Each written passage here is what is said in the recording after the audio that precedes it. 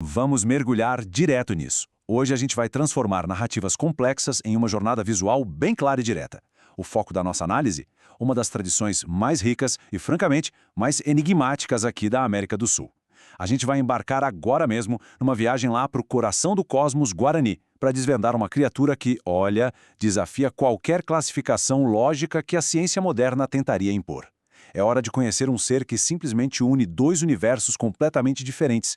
Vamos pensar num tempo muito antes das fronteiras do Paraguai, do Brasil ou de qualquer outro país. Muito antes de existir mapa de papel ou fronteira de pedra. Nessa época existiam apenas as histórias. E essas histórias, passadas de geração em geração, eram a única forma de explicar o mundo, sabe? Os perigos que ficavam espreitando no escuro, as forças gigantescas da natureza e aqueles seres ocultos habitando lugares onde o olho humano simplesmente não conseguia alcançar. É exatamente nesse cenário ancestral incrível que a gente encontra um dos maiores ciclos mitológicos do mundo. Chegando na nossa primeira sessão, a criatura de dois mundos. Uma fera híbrida que parece ter sido feita justamente para quebrar as regras da natureza. Olha só o contraste absurdo que a gente tem aqui. Do lado esquerdo, a serpente. Ela rasteja, vive ali no chão, na lama, na água e se move num silêncio mortal. Agora, do lado direito, o papagaio. Um animal que voa livre, pelo céu, fica no alto das árvores, é super barulhento e todo colorido. É profundamente perturbador, para dizer o mínimo, a ideia de pegar um habitante aquático e silencioso e fundir com um mestre dos céus barulhento, né? É uma colisão literal de dois domínios completamente opostos. E dessa colisão maluca surge o Umboituí, a famosa cobra-papagaio. Exatamente isso, uma criatura gigantesca com o corpo escamoso de uma serpente colossal, mas que sustenta de forma bizarra a cabeça de um papagaio. Absolutamente surreal. Não é só uma cobra, também não é um pássaro. É um monstro híbrido que repousa exatamente naquele espacinho entre duas esferas totalmente diferentes da existência. Mas afinal, de onde um negócio desses poderia surgir? É o que a gente vê na seção 2, a origem, Tal e Querana. Para entender essa criatura, é fundamental a gente dar uma olhada nessa árvore genealógica sombria.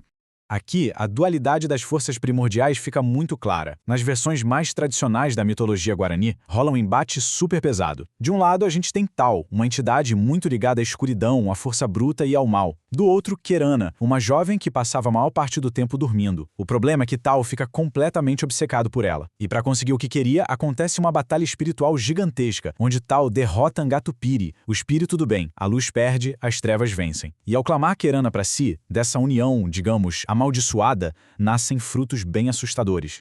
O que nos leva à seção 3, os 7 filhos monstruosos, a prole extraordinária que saiu desse encontro trágico de forças.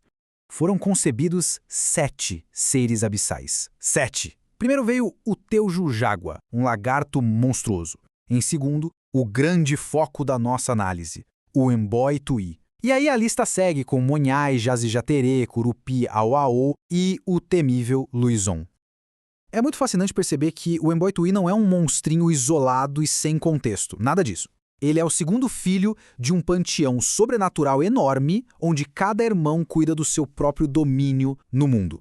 Falando em domínio, chegamos na seção 4, o domínio das águas ocultas, o ambiente misterioso que a cobra-papagaio chama de casa. O território do Umboituí não é composto por florestas abertas ou montanhas agradáveis. Estamos falando de pântanos extremamente silenciosos, regiões alagadas com água turva e uma vegetação tão densa que os caminhos literalmente desaparecem. E pensa bem, isso funciona como uma camuflagem absoluta. Num lugar onde a terra firme e a água se misturam perfeitamente, uma serpente titânica nem precisa ter o trabalho de perseguir as presas. A água esconde, a lama prende e o monstro fica lá 100% invisível. Diante de toda essa estrutura, a origem épica, os irmãos monstruosos, o ambiente adaptado, a gente precisa pausar um pouquinho e perguntar: e o que tudo isso nos diz de fato? É isso que a gente explora na seção 5, o legado da mitologia guarani. Porque isso aqui é um sistema super organizado de pensamento. O Umboituí quebra totalmente aquela ideia ocidental moderna do que é um monstro. Hoje em dia, a gente vê fera em filme e acha que é só um bicho assustador e pronto. Mas na cosmologia guarani, os monstros são verdadeiras forças da natureza. Eles têm uma genealogia, ocupam espaços específicos porque fazem parte de um sistema ancestral para organizar o mundo. Eles explicam a existência de energias e territórios que não pertencem e nunca vão pertencer completamente aos seres humanos. Mas, a gente precisa fazer uma ressalva histórica importante aqui. Tem uma diferença imensa entre a fonte original e o que a gente tem nos dias de hoje. A tradição oral é super fluida, viva, se adapta ao contexto de quem conta. Só que, com o passar dos séculos, essas histórias foram para as versões escritas, registradas muitas vezes por gente de fora, totalmente sem contexto. Então, ler sobre a cobra papagaia num livro atual é só um eco muito distante do que ela realmente significava. A tradição original era, com certeza, muito mais profunda. Para tentar capturar um pouco da força dessa tradição, vamos visualizar o cenário. Uma caminhada solitária pela margem enlameada de um pântano fechado. Não há vento nenhum, apenas o som distante de um pássaro. A água ali do lado está perfeitamente estagnada. O silêncio reina, até que, pelo canto do olho, algo se mexe. Uma levíssima perturbação na superfície escura da água. Só uma pequena ondulação. Em seguida, desenha-se uma sombra. Longa, imensamente longa, deslizando com uma facilidade absurda por baixo daquela camada de plantas e barro, sem fazer um único ruído. O alerta mental dispara na hora. É uma cobra gigante. A respiração até trava, o monstro para. E, bem devagar, uma cabeça rompe a superfície da água turva. Mas o formato está totalmente errado. Não tem nada de escama achatada e olho de víbora ali. O que aparece encarando do meio do pântano é um bico adunco, o rosto perturbador de um papagaio colossal. Por uma fração de segundo gélida, a criatura mantém contato visual, avalia, e tão rápido e silencioso quanto surgiu, ela afunda e desaparece nas profundezas. A água volta a ficar imóvel de novo, como se o impossível nunca tivesse cruzado a barreira da realidade. A floresta continua em silêncio, mas a certeza que fica no ar úmido é inegável e está muito bem capturada nesta frase para encerrarmos a nossa análise. Nem tudo que habita a natureza pertence ao mundo que os nossos olhos conseguem compreender. A lenda de Mboituí é muito mais do que um conto sobre um ser de duas naturezas.